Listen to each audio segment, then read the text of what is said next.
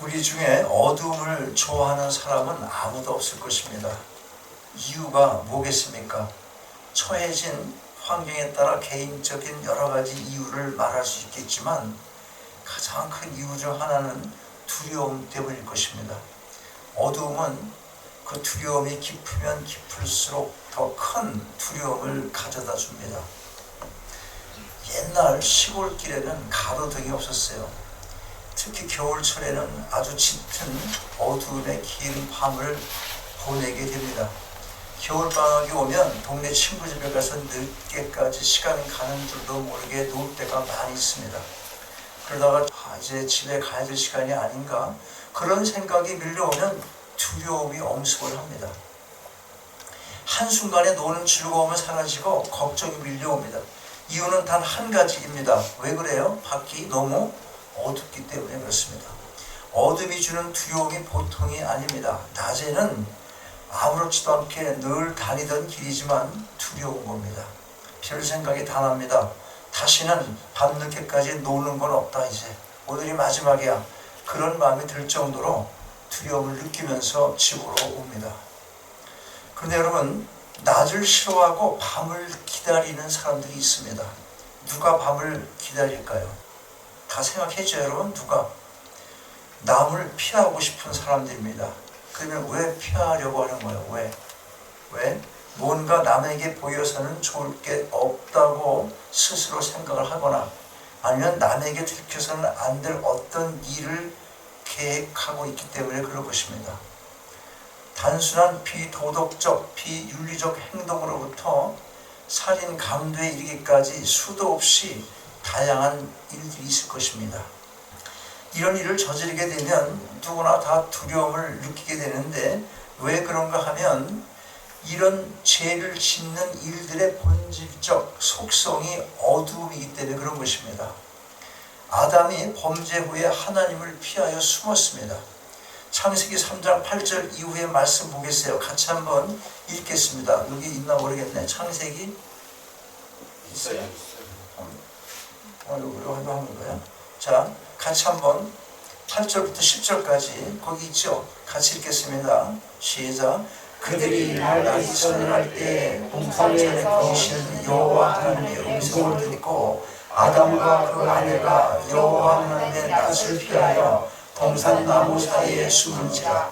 여호와 하나님이 아담을 부르시며 그에게 이르시되 네가 어디 있느냐. 가로되 내가 동산에서 하나님의 소리를 듣고 내가 벗었으므로 두려워하여 숨었나이다. 하나님께서 맨 처음 아담과 하와를 지으실 때 옷을 입혀주시질 않았습니다. 그러므로 발가벗은 것이 두려워할, 발가벗었어요. 지금 그 발가벗은 것이 두려워해야 될 아무런 이유가 되지가 않는 것입니다. 그러면 아담이 왜 두려워합니까? 왜? 따먹지 말라고 하신 선악과를 따먹은 그 죄 때문에 그런 것입니다. 이러한 아담의 죄로 인하여 모든 인류가 어둠이 되었습니다. 오늘 보면 8절 보세요. 어떻게 시작합니까? 8절 보니까 너희가 전에는 어둠이더니, 그 말은 무슨 말입니까? 영적으로 다 제 아래 있다는 그런 의미인 것입니다. 우리가 다 어둠입니다. 제 아래 있는 것입니다. 모든 인류가 인생의 길을 잃었습니다. 어찌할 바를 모르고 아무런 소망도 없이 캄캄한 흑암 가운데 앉아있게 되었습니다. 흑암 가운데 있는 인생들, 그들의 모습이 어떤 것입니까? 그 인생 자체가 바로 어둠입니다. 이미 다루었던 말씀 에베소서 4장 18절을 다시 보겠어요. 거기를 보면 저희 총명이 어두워지고 저희 가운데 있는 무지함과 저희 마음이 굳어짐으로 말미암아 하나님의 생명에서 떠나 있도다. 이렇게 기록하고 있습니다. 여기서 가장 중요한 선언이 뭐냐면 하나님의 생명에서 떠나 있도다. 하나님의 생명에서 떠났다. 영원한 생명과의 분리인 것입니다. 죽음이라는 것이 뭐예요? 가장 두려운 것, 하나님께 저주를 받는 것, 분리되는 거예요. 분리. 생명에서 분리되는 일, 그것처럼 두려운 일은 없습니다. 그러나 여러분, 이걸 아셔야 돼요. 어둠은 실체가 아니라는 사실입니다. 스스로 존재할 수 있는 생명력이 없습니다. 그러므로 그곳이 어디건 빛이 없으면 곧 생명이 없는 어둠인 것입니다. 우리가 다 주님을 믿기 전에는 어둠이었습니다. 그러나 주님께서 그 어둠을 몰아내셨습니다. 어둠은 빛에 의해서만 물러갑니다. 주님이 바로 그 어둠을 몰아내시는 빛이십니다. 자, 1절 말씀 후반절 다시 보겠어요. 1절 말씀 후반절, 이제는 주 안에서 빛이라 빛의 자녀들처럼 행하라. 이 말씀은 너희는 빛은 아니지만 마치 빛의 자녀들처럼 행하라는 것이 아니라 너희가 빛이니까 빛의 삶을 살아가라는 의미인 것입니다. 생각해 보십시오. 빛의 자녀이면 그 자녀도 빛이어야 하지 않겠습니까? 우리가 빛인 것입니다. 그러나 아주 중요한 사실, 이걸 잊으면 안 됩니다. 뭐냐면 주 안에서만 빛이라는 것입니다. 우리가 빛의 본체가 아니기 때문에 그렇습니다. 누가 빛의 본체입니까? 누가? 주님이십니다. 우리는 주님의 빛을 받아서 빛의 역할을 할 수 있게 되는 것, 그런 존재인 것입니다. 그러므로 주 안에서 있을 때만 빛이 되는 것입니다. 빛의 능력을 나타낼 수가 있게 되는 것입니다. 예수 믿는데요, 그런데 빛된 삶 살지 못하면 그건 내가 예수 믿는데요, 그 말은 거짓이라는 말씀이에요. 자, 그러면 빛으로서의 삶이 어떤 것입니까? 어떤 열매를 맺어야 하겠습니까? 9절 말씀 보겠어요. 같이 읽겠습니다. 시작. 빛의 열매는 모든 착함과 의로움과 진실함에 있느니라. 거기 세 단어 뭐뭐 나와요? 시작. 착함, 의로움, 진실함. 착하고 의롭고 진실함. 여기서의 착함이라는 말은 일반적인 도덕적 선을 가리키는 말입니다. 그러니까 착하게 산다는 것이나 선하게 산다는 것이나 같은 의미입니다. 자, 그러면 사람들이 어떤 사람을 보고 그 사람 참 착하게 살아 이렇게 말을 할 때 그의 어떤 삶을 보고 하는 말이겠습니까? 하나님을 믿는 사람인지 아닌지를 먼저 알아보고 판단을 하겠습니까?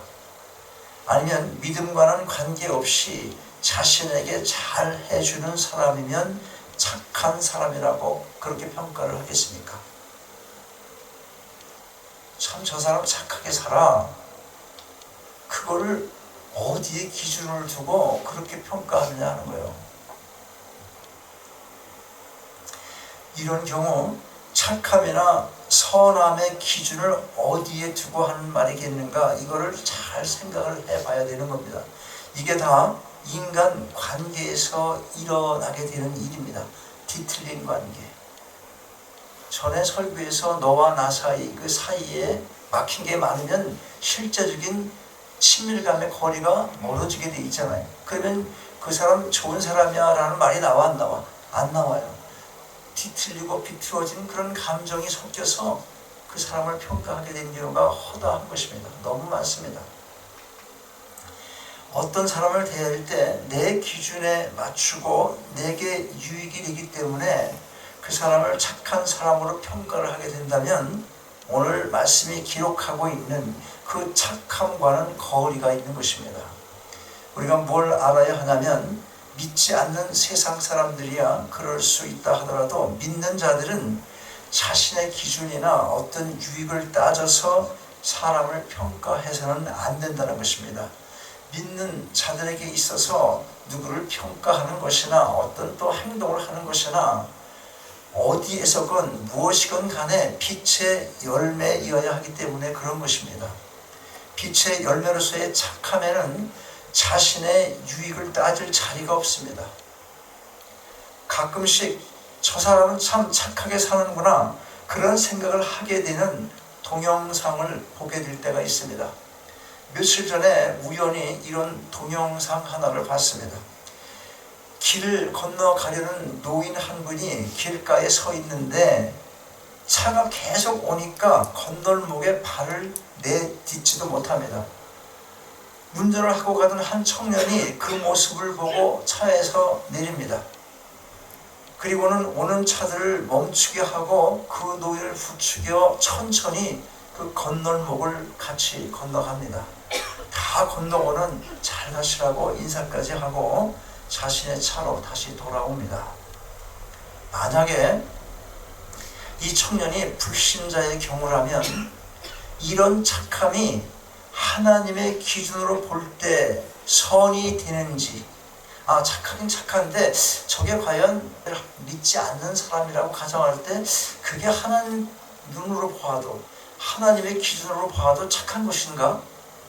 이런 생각, 이것은 신학적인 논쟁이 필요할지는 모르지만 그런 면에서는 그의 착한 행실이 빛의 속성인 것은 분명하다는 것입니다. 믿지 않는 사람에게도 아주 희미하긴 하지만 선한 양심이 그 기능을 하기 때문에 그런 것입니다. 일반 은총적 차원의 믿지 않는 자의 이러한 착함은 그나마 이 세상의 어두움에 얼마간의 빛의 기능을 하며 사회적 긍정적인 역할을 하게 되는 것입니다. 그렇다면 여러분, 믿는 자들의 빛든 삶, 그러한 삶을 통한 진정한 열매로서의 착함을 어두운 세상에 나타내 보인다면 어떠하겠습니까? 어두움만 물러가는 것이 아니라 그 빛의 열매를 통해서 믿지 않는 세상 사람들도 하나님을 찬양하며 영광을 돌리게 되는 것입니다. 이와 관련해서 마태복음 5장 16절 보면 이렇게 말씀합니다. 이같이 너의 빛을 사람 앞에 비추게 하여 저희로 착한 행실을 보고 하늘에 계신 너의 아버지께 영광을 돌리게 하라. 자, 여러분, 주 안에 거하십니까? 주 안에 거하십니까? 그렇다면 우리 모두가 빛인 것입니다. 여러분이 있는 자리가 그 어디건 어둠을 내어 쫓을 수 있는 빛의 기능을 다하며 살아가시기 바랍니다. 빛의 열매 둘째로 의로움입니다. 여기서의 의로움이란 도덕적으로 악을 버린 정직한 삶 또는 성실한 삶의 태도를 가리키는 말입니다. 무슨 말인가 하면 좀 신학적이긴 하지만 우리는 예수 그리스도를 구세주로 믿는 그 믿음을 통하여 의롭다 칭함을 받고 빛의 자녀로서의 신분을 이미 얻었기 때문에 여기서의 의로움이란 빛된 삶의 열매로서 도덕적 측면에서의 정직한 삶 또는 성실한 삶을 의미하고 있는 것입니다. 예를 들어 우리가 꼭 기독교 영화가 아니라 하더라도 그 속에서 전개되는 사건을 바라보는 어떤 시각이 있습니다. 보편적 가치에서의 사회적 도덕적 판단 기준을 가지고 영화를 보게 됩니다. 그래서 재판을 받거나 싸움이 났거나 또 나라와 나라가 전쟁이 났을 때 어느 한쪽을 마음으로 응원을 하게 됩니다. 이때 사람들이 어느 쪽을 응원을 하게 됩니까? 여러분들은 어느 쪽을 응원합니까? 믿지 않는 사람은 어느 쪽을 응원합니까? 믿지 않는 사람이나 믿는 사람이나 정직하게 양심의 기능대로 응원을 한다면 아마도 모두가 같은 쪽을 응원하게 될 것입니다. 만약에 어떤 사람이 역할을 맡은 배우가 마음에 안 들어. 저게 옳은 일을 하는 걸 맞는데 나 저 사람 내가 싫어하는 배우야. 그래서 그 사람 마음에 안 든다고 딴 쪽을 응원하면 정직한 양심의 기능대로 하지 않고 다른 쪽을 응원해. 그 사람이 싫어서. 그렇다면 이것은 의로운 판단이 아닌 것입니다. 자, 여러분, 의로움이 없는 사람은 어둠을 더 깊게 합니다. 오늘 본문에서 착함으로 표현하고 있는 선한 행동도 사실 보면 의로움에서 시작이 됩니다. 착함이 무엇인지 선한 행동이 무엇인지 머리로는 알고 있어도 이 의가 없다면, 의로움이 없다면 그걸 행동으로 옮길 용기가 나질 않습니다. 자, 우리가 살면서 의리라는 말을 씁니다. 의리. 이 의리 없이는 인간으로서의 인간이 가지고 있는 그 가치와 판단의 모든 보편적인 그런 삶의 존재로 해야 될 일을 하지 않게 된다는 것입니다. 그래서 우리가 살면서 의리라는 말을 쓰는 거예요. 의리를 기대할 수 있으려면 먼저 의의가 있어야 되는데, 이 시대는 자신의 유익에 따라 의의를 버리는 일이 많으니까 당연히 의의를 기대하기가 어렵습니다. 교회 안에서도 하는 말이 있습니다. 교회에 나오던 사람이 나오지 않으면 그때 농담 삼아 하는 말이 있어요. 뭐예요? 잘 안 나오면, 아니 믿음이 없으면 의의라도 있어야지, 친구 의리라도 좀 지켜주면 저러지 않겠다, 그런 의미일 것입니다. 자, 빛의 열매 두 번째는 의로움입니다. 의, 굉장히 중요한 겁니다. 첫 번째 뭐라 그랬어요? 빛의 열매가 첫 번째?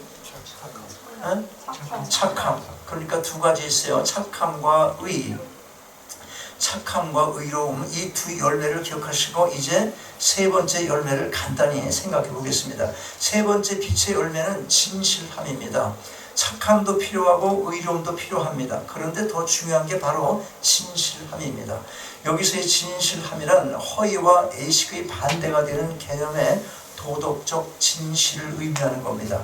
사실 엄밀하게 말해서 진실함이 없는 일이나 말이나 무슨 행동은 다 거짓인 것입니다. 이 거짓에 대해서는 우리가 이미 다루었습니다. 거짓의 아비가 누구라고 했습니까? 사탄입니다. 어둠이 실체가 아닌 것에 비해서 사탄은 실제로 존재합니다. 그렇다고 해서 어둠이 아닌 것은 아닙니다. 오히려 사탄의 본질적 속성이 어둠인 것입니다. 우리가 믿기 전에는 다 사탄의 종된 신분, 곧 어둠의 노예로 살았던 것입니다. 그래서 너희가 전에는 어둠이더니 이렇게 말씀하고 있는 것입니다. 그러므로 아까 내가 이런 말을 했어요. 어둠은 실체가 없기 때문에 빛이 들어오면 없어지게 돼 있다, 그렇게 말을 했어요. 근데 사탄은 실체가 있잖아. 실제 영적인 존재니까. 그러나 그렇다고 하더라도 어둠의 속성을 갖고 있다는 거예요. 사탄이 갖고 있는 속성이 어둠이에요. 그러니까 하나님의 영이 있으면 사라져 안 사라져? 사탄이 없어지는 거예요. 사라지는 것입니다. 어둠인 것입니다. 요한복음 1장 5절에 세번역 성경은 이렇게 기록하고 있습니다. 그 빛이 어둠 속에서 비치니 어둠이 그 빛을 이기지 못하더라. 어둠은 결코 빛을 감당해낼 수가 없습니다. 빛을 비추면 바로 사라지고 마는 것입니다. 자, 맞습니다. 여러분, 우리는 다 주 안에서의 빛으로 이 땅을 살아가고 있습니다. 빛의 열매인 착함과 의로움을 맺으시되 거짓 없는 진실함으로 풍성히 맺으셔서 이 어두운 세상을 밝히며 하나님 나라 확장에 귀하게 쓰임받게 되시기를 주님의 이름으로 축원합니다. 아버지 하나님, 주신 말씀 감사함으로 마음에 새깁니다. 입술만의 고백이 아니라 선함과 의로움과 진실함으로 이 땅을 살아가기 원합니다. 어두운 세상에 휩쓸리지 않는 견고한 믿음을 허락하시고 오직 하늘 소망 가운데 주 안에서 빛된 삶의 열매를 맺는 저희 모두의 남은 인생길 되게 하옵소서. 주 예수 그리스도 이름으로 기도하옵나이다. 아멘. 일어나셔서 찬양하시겠습니다.